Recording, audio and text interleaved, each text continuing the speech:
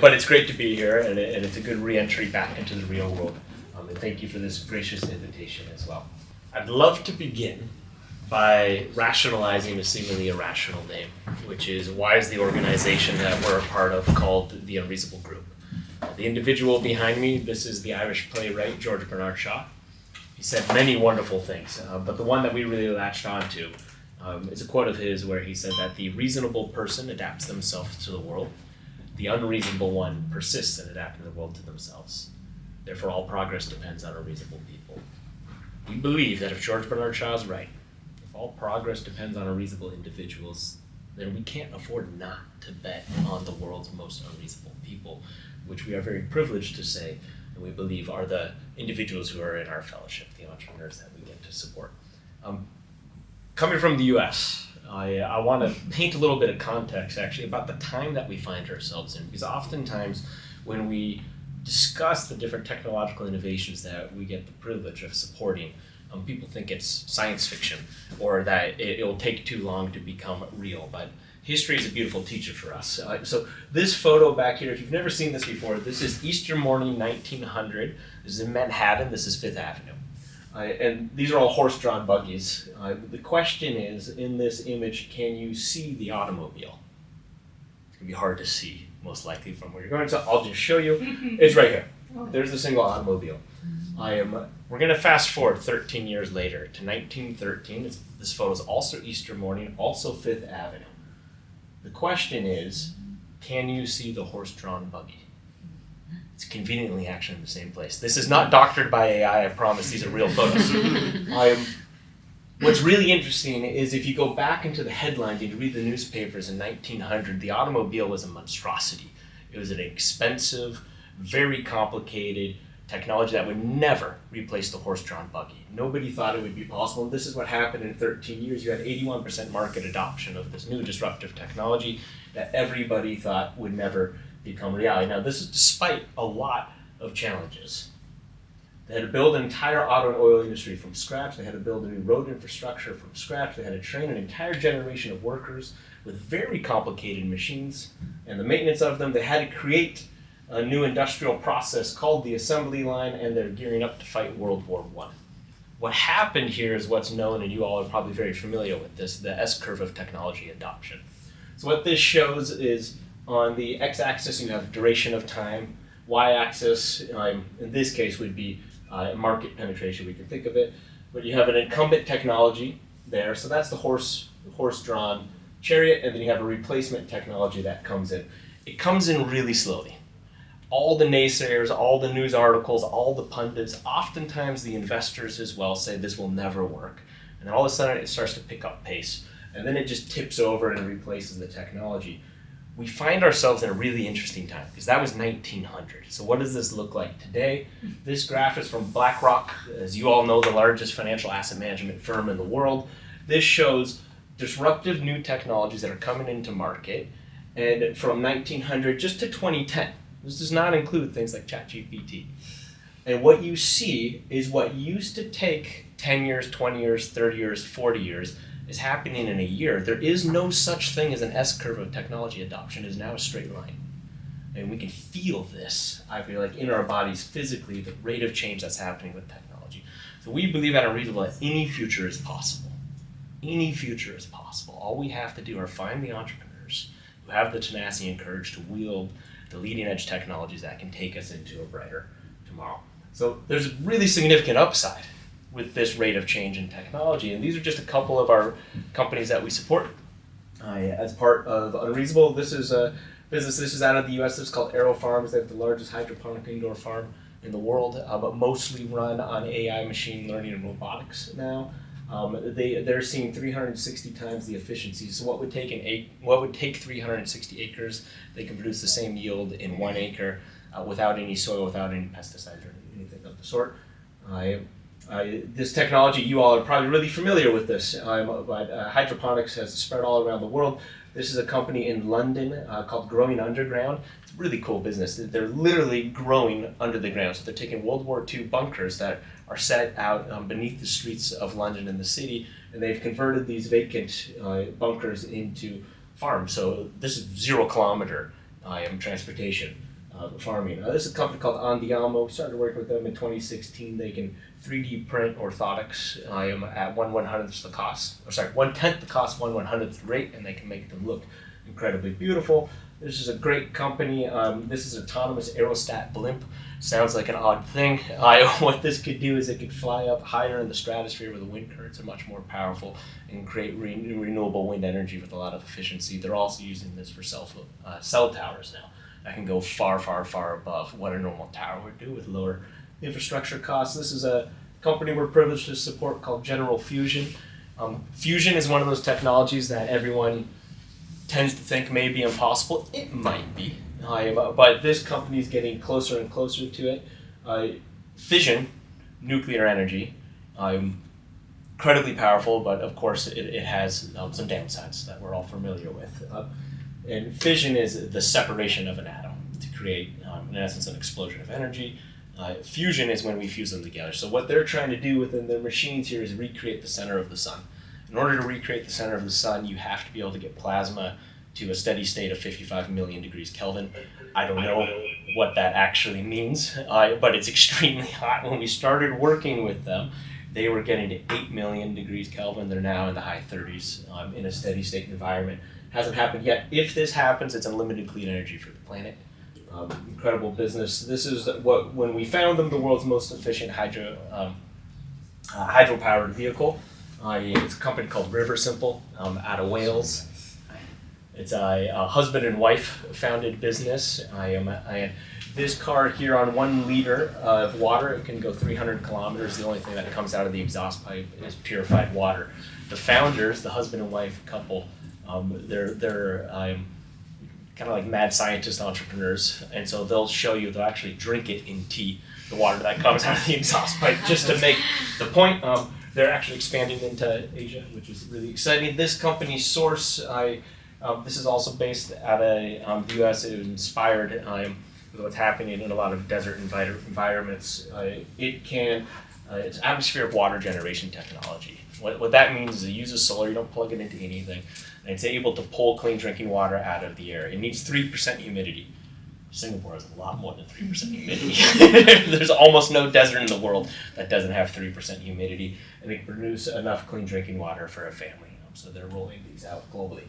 So incredible technologies that exist and that are coming into the world at a rate that we've never seen before. But there is a really meaningful downside with this level and rate of change that we see with technology.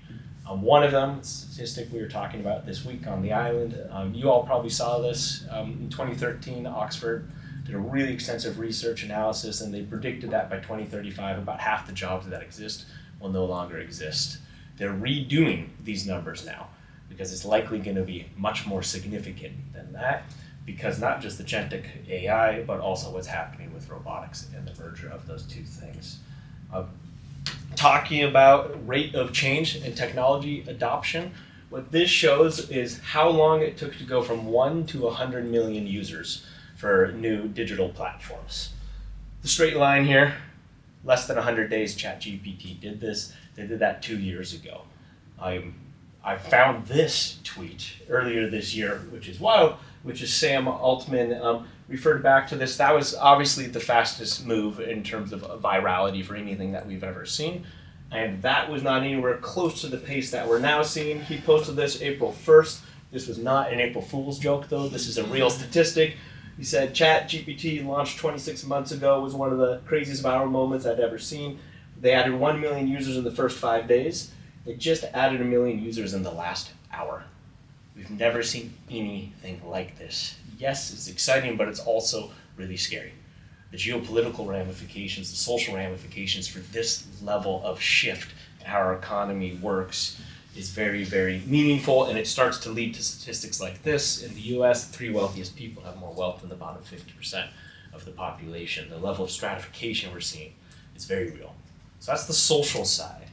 The downside to what we're seeing with the advent of technology in a lot of ways is how we've used it to date, and how we've used it oftentimes in an extractive way. So this graph, also an exponential curve.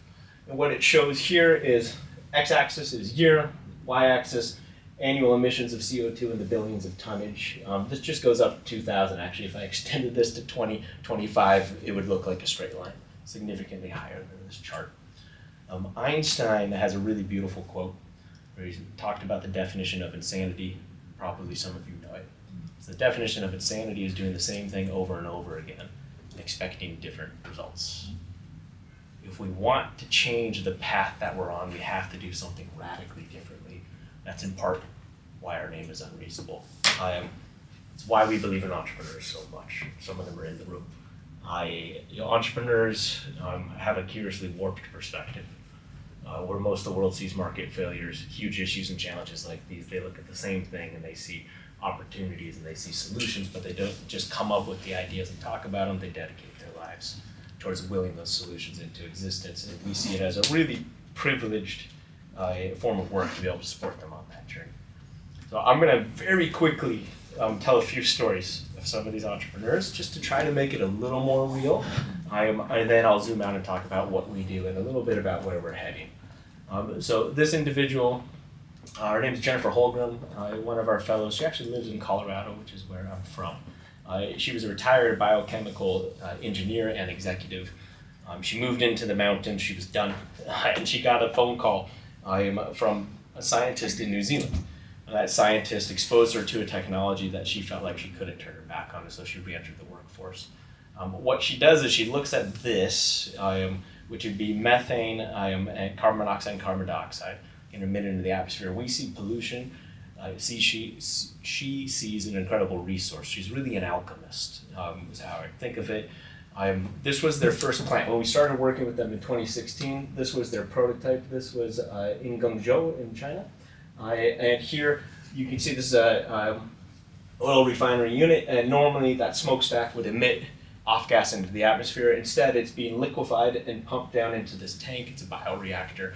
What she does is she's bioengineered, in essence, bacteria or microbes to be able to eat pollution, carbon monoxide, carbon dioxide, methane, and convert it into ethanol.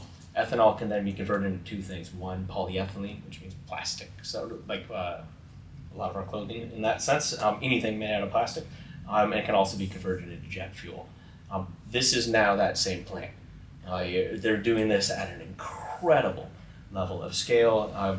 Early on, we were able to connect them into Virgin Atlantic, not Boeing, but Boeing came on board for the ride. This was a number of years ago.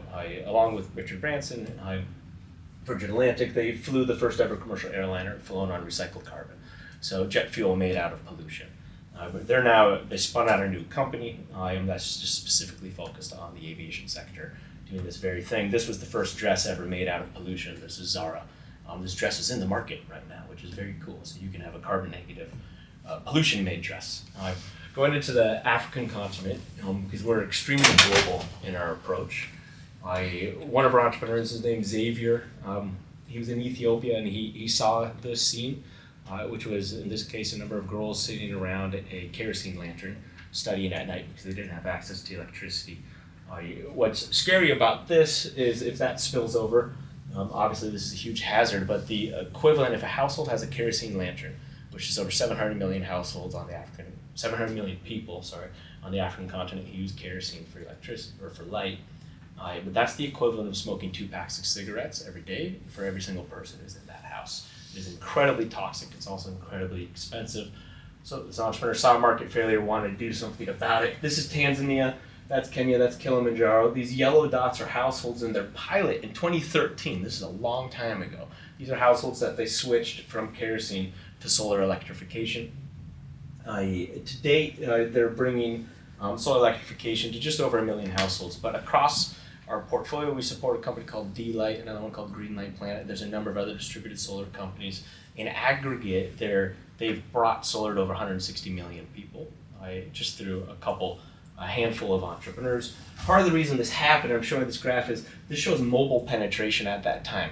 In 2013, Gabon, which was a little bit extreme, on average per capita, people had more than 2 cell phones, which is pretty wild.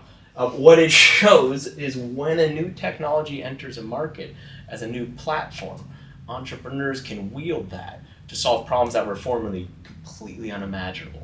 to be able to solve. And I think we're about to see the same thing with artificial intelligence. And I think Africa in so many ways is going to become a beacon of the future because they can leapfrog a lot of the mistakes we've made. Some of you may know this individual, Uma Valeti.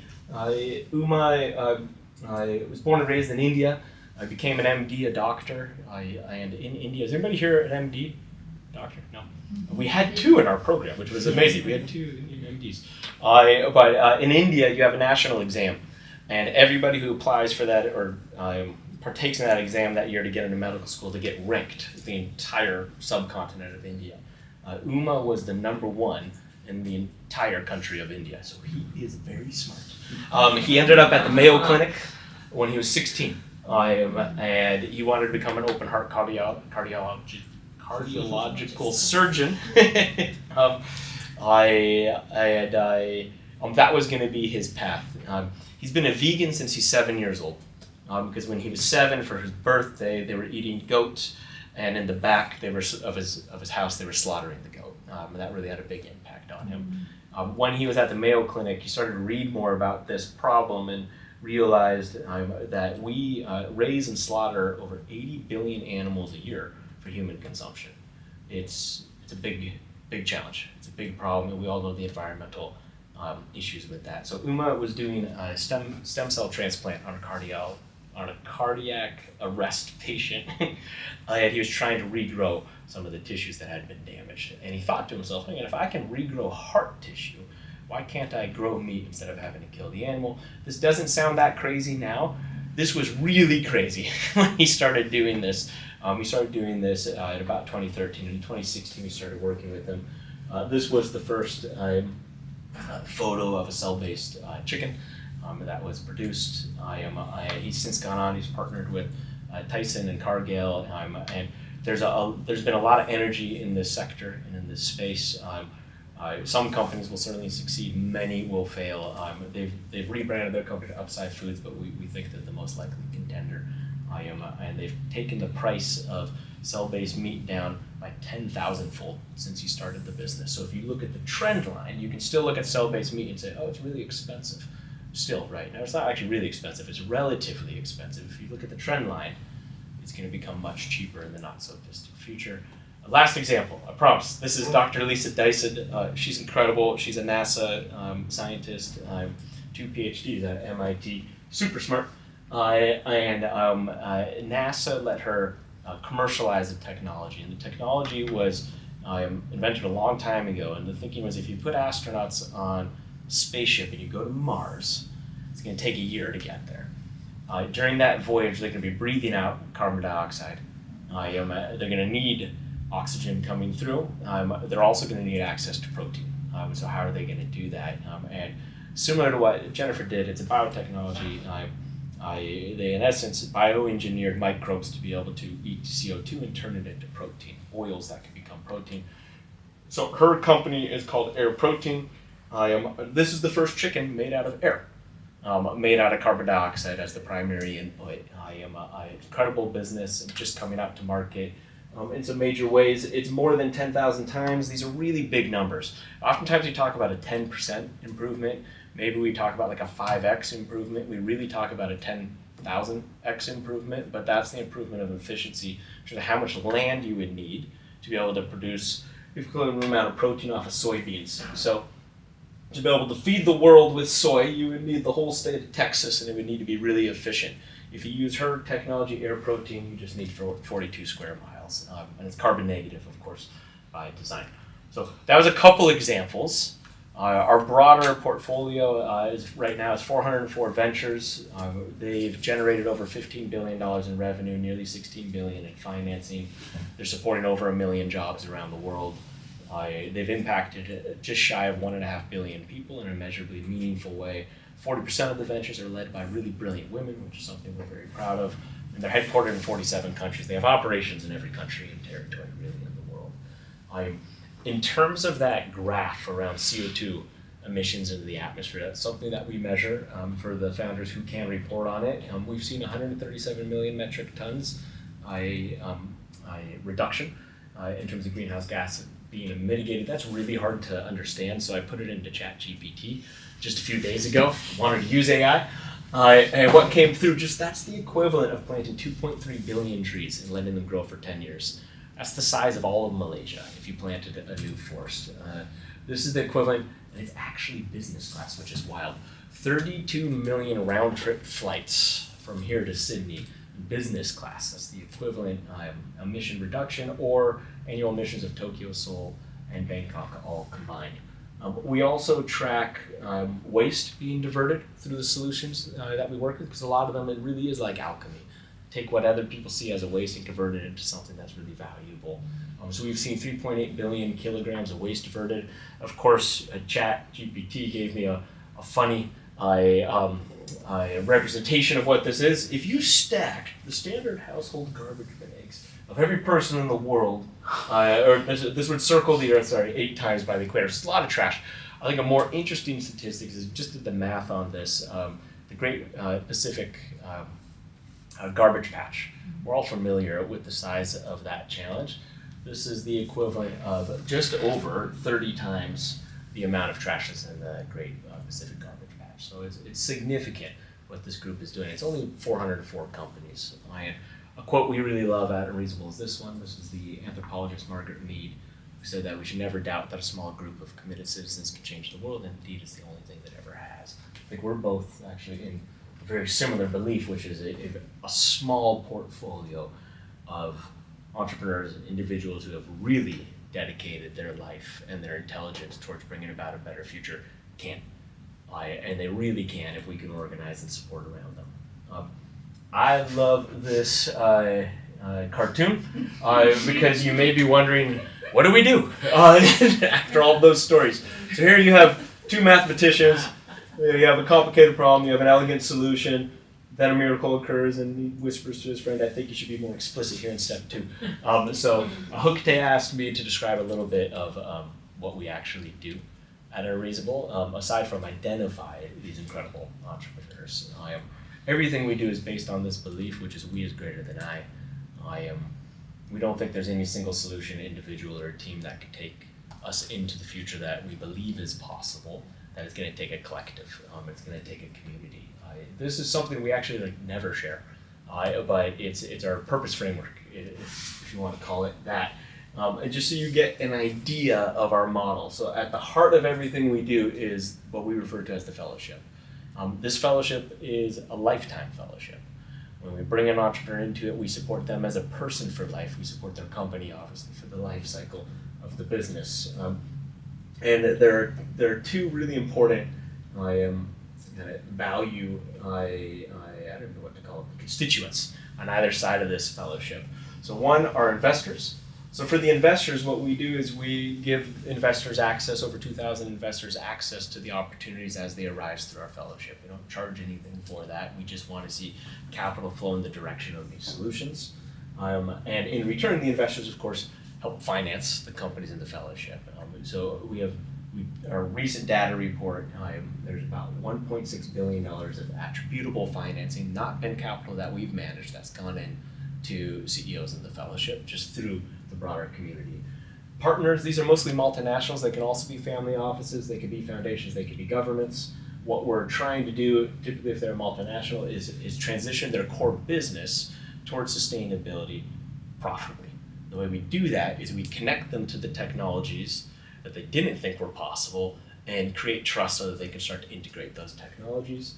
And then the partners, the reason why they work with us, the value that they give back into the fellows is investment opportunities, partnerships, acquisitions.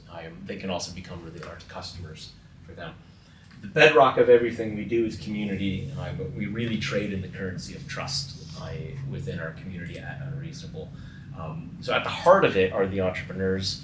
It's an important thing just to name incubators and accelerators. You all may be very familiar with those. I don't think there's enough of them, but there are quite a few of them too.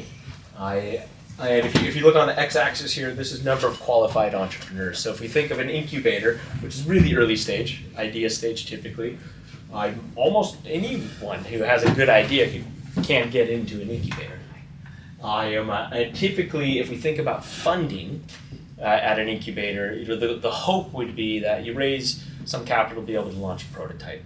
Typically, how we talk about that is you're raising from 3 Fs, which are friends, families, and foolish individuals. Those who really believe in you. If you graduate from an incubator and you enter the next tier, that would typically be known as an accelerator. An accelerator, you're taking a prototype, you're trying to raise your first institutional dollars, whether that's a SAFE or a Series A, and you're turning that into something that's in market. What we do is we actually span the entire life cycle of the company. The only thing we care about is finding the best positioned solutions on the planet that we think will pull that brighter future into the present, no matter what stage in this spectrum they're in, but we tend to focus more on the growth-oriented stages. We want to scale what works. So the average age of companies in the Unreasonable Fellowship when they bring them in is 8 years into operations. That's not always the case. That's typically where we focus. We talk about community support. Hookte now is one of the mentors, which is amazing. We have just over 1,100 mentors in the community. A couple examples. You might know some examples. Ariana Huffington, she's an amazing serial entrepreneur. Ime runs a new product at Meta. Tom Chi set up Google X and created a self-driving car and Google Glass and all of those things almost 20 years ago. He now runs his own fund. It's an incredible fund. Matt Mollowig, I just looked this up. He first became a mentor with us back in 2014. And I was interviewing him in front of the fellows. He's the founder of WordPress. And at that time, I asked him how much of the internet was run on WordPress, what percentage of websites were on WordPress. He said 18%, which is crazy. If any entrepreneur ever came to you and said, I'm going to take 18% of the internet, you would say that's impossible. And so I told him, I said, 18%, that's insane, Matt. I was like, when is enough enough? And his answer was there's another 82% of the internet left. We're now, this is crazy though, because I just looked it up. I literally just looked this up because I was curious. Now 43% of websites on the internet are run on WordPress. Incredible entrepreneur to learn from in terms of how do you actually scale a solution. Megan Smith was the CTO of the United States under Obama. Also one of the original players within Google. Seth Godin is just a brilliant brand guru, marketing expert.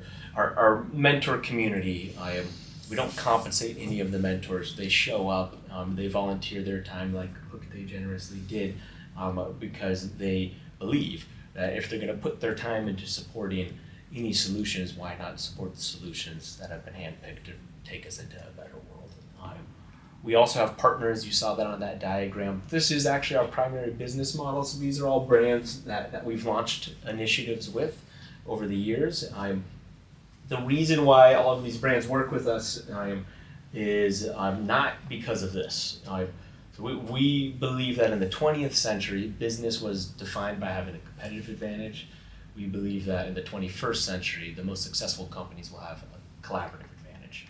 And that's really why they come to us. Because these companies cannot innovate at the rate of change that's happening outside of them. They have to figure out how to identify the disruptive technologies, build trust, and find ways to bring them in, if that makes sense. We help bring the outside in. Barclays, which is the co-founders of the program we were just at out on the island of Batu. We've been working with them now almost for 10 years. They've been incredible partners of ours. And this, in part, is why they work with us. So before a entrepreneur comes into the fellowship and into a program that we co-create with one of our partners, we ask them this question. So it says, before Unreasonable Impact, which is our Barclays partnership, would your company have considered working with, partnering, or banking with Barclays? So 1 means never, which is really aggressive. A 5 means we see Barclays as the most strategic bank to partner with. This is actually what you would expect for any bank, HSBC, Goldman, JP Morgan, because all banks just kind of look like banks, and a lot of entrepreneurs don't resonate with banks in that sense. So after the program, we ask these same entrepreneurs the same question, and this is the change that we see. Once again, 5, we see Barclays as the most strategic bank to partner with. This is because all that has happened is we built relational trust. That's all that we did. And in essence, with Barclays, we're bringing banking back to what it used to be. It's become extremely transactional and very meta. But what banking used to be was all about trust through relationships. And we're trying to bring that currency back into that market, and it's seeing really great results. So how does this work? Because we have such a diverse portfolio all around the world. Mentioned we have over 1,100 mentors. We work with over 2,000 sources of capital that are in the community. How we do it is we've spent the last decade building a in-house digital software platform that connects everybody to everybody. All the metrics I'm telling you about, that's all coming through this platform in terms of where we aggregate and centralize it. And this may work, which is really cool. So I just screen captured this before. So here you can see there's 2,000, well, there were 2,000 people in our community. I looked up solar. Safe has fastest growing private solar energy company in India. I can read all about his company in here, whatever that might be. This is going really fast. If you were in the community, you request an introduction to any of the over 400 companies. You can request an introduction to all of the mentors as well. This is a fun thing, which is we've geolocated, of course, the entire community. So if you were coming out to Singapore and you wanted to see who was in the area, it's going to take a second to load, I think. There's actually a number of mentors, entrepreneurs, investors in companies that we support. If you are an investor, we pull out all of the active rounds across our fellowship. So there's 56 right now. You could read about all of the details. You could say, yes, I'd love a connection to the CEO of that business. We always do double opt-in on introductions, but this is in part how we support them. And we don't charge anything for this. So that helps make this possible. Without this backbone, we could never manage a network, a community, and a portfolio of this size. We do have a syndicate. We think of this as community-driven investment, allowing individuals the ability to participate oftentimes in off-market rounds that you wouldn't normally have access to, or rounds where the minimum is certainly above my financial threshold. So anyone who's in our syndicate can cut checks as small as $10,000 into the types of companies that I was just mentioning. We then, of course, aggregate that into an SPV. And we choose from our portfolio, which, as you're seeing, is really broad. What is this? We're going to skip this video. That's not too needed. This is just if anybody's interested. It's QR code, but it's just the website's just unreasonable.investments. And we have a lot of ways that we work with investors. One is the syndicate. Two is we'll just send you deals. If you tell us your investment preferences, we'll send them at no cost to you as they arise in alignment with your preferences. And then the third thing, which I think I'm going to talk about, is what's next. And then, are we okay on time? Yes. I'm done in 5 minutes? Yeah. Okay. What's next? I'm really happy to have Min here at the table. As I mentioned, Min runs, so actually, a lot of those companies I talked about, Min selected. Min runs our selection team globally. He's extremely brilliant and leverages the whole network to find those compelling ideas. Min's going to be stepping into a new role, being a director of a new fund that we're looking to launch. We're referring to this as the Global Fund. It's not our normal fund. This is going to be a rules-based fund. You can almost think of it, I got a whistle. That's awesome. You can think of it like an algorithmic fund or simply just an index fund. It will sit on top of the fellowship. And so for the fellows, or for the CEOs that are in the fellowship, if they're raising, the rules will be simple. We don't know exactly what they're going to be yet, right? If they're raising around, let's say, $5 million or more, then we would commit, say, 20% of that round, up to 3% of our assets under management, so long as they had a qualified lead investor that was set in the terms. We love this model because it benefits all the entrepreneurs equally, but the capital only gets deployed into those that are determined market ready by the market, and it forces us to continue to be collaborative by design. Because to deploy the capital, we need to find a great lead investor, which would be phenomenal. So I'm mentioning this because we'll be out in the world talking about it. You're actually the first people talking about this because we're going to start really raising that in the fall. And then there's a couple initiatives we're really excited to bring to market that we haven't done yet. And I'm mentioning these because if anybody's interested or knows anyone who's interested, we'd love to build them with you. Reasonable Oceans, we think this is an incredibly fragmented space right now. There are brilliant solutions and nobody's bringing them all together. And so we'd like to launch a new initiative where each year we would find the top 15 or 16 commercially viable solutions for the health of our oceans, bring them together, and then with that, gravity of that portfolio, bring together the partners, the corporations, the customers, the governments, the policymakers that can help take those solutions to scale. We're really excited about the idea of a reasonable ecology. This would be exclusively nature-based solutions that increase biodiversity. There are incredible solutions that exist in the world, but it's very under-supported right now. We'd love to be able to create, again, a center of gravity. A reasonable health, this is something that we've talked in the past. We were partnered with Johnson & Johnson in the past. We've talked with them and others about launching an initiative like this. We actually don't think Unreasonable Health can be or should be multinational corporate backed. Because the challenge with the current health system is it's more of a sick care system than a healthcare system because the incentives are not quite where we'd want them to be. So Reasonable Health for us, we're hoping we can actually philanthropically fund this initiative and then build a portfolio of solutions that would be looking at preventative medicine and the future of healthcare, and AI being really integrated into that. So those are a couple things that we're looking at on the horizon. 2 learnings, and then I'm going to stop talking, I promise. This is how most of the world tends to think, which is doing good and doing well on an opposite end of the spectrum. We literally structure, at least in the US, our companies based off of this nonprofit, for-profit sector. We think it's more complicated. It's at least 2-dimensional instead of 1-dimensional. This graph shows that. So if we look on the x-axis, the farther over to the right we go, it's the more good you're doing in the world. You look at the y-axis, the higher up you go, it's the higher your returns are financially. So if we think about this, this is where a lot of really successful business kind of lives today, this blue dot. These are companies doing great work, but it's not a net positive typically on people or the planet.